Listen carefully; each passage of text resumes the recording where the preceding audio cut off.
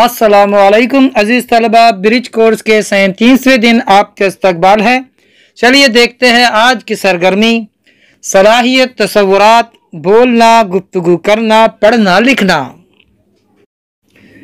आओ मालूम करें उस्ताद सरपरस्त की मदद से हेलन केलर इस सबक के ज़ैल के बेतरतीब जुमलों को तरतीब देकर बामाना इबारत तैयार कीजिए। तैयार की गई इबारत का बगौर मुताला करें और सवालात के जवाबात गौर फिक्र के साथ दे और बयाज में लिखे। आओ अहलियत पैदा करें। बेतरतीब जुमलों को तरतीब देकर बामाना इबारत तैयार करना।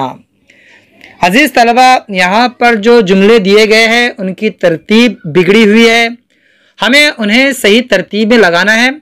देखिए अजीज़ तलबा, हम इसे सही तरतीब देते हैं। पहला जुमला कौन सा आएगा, दूसरा जुमला कौन सा आएगा, उस पर हमने नंबरात दे दिए हैं। आप इन नंबरों के ज़रिए से पहले इस इबारत को लिखिए, फिर पढ़िए, बाद में इस पर जो सवालात हैं उन सवालात के जवाबात आपको देने हैं। चलिए देखते हैं इस पर क्या मश्क दी गई है। आओ मश्क करें। अज खुद तैयार करदा इक्तबास पर मुनसिर सवालात के जवाबात लिखे। इक्तबास में कौन सी शिकायत की गई है, अपने अल्फाज में तहरीर कीजिए।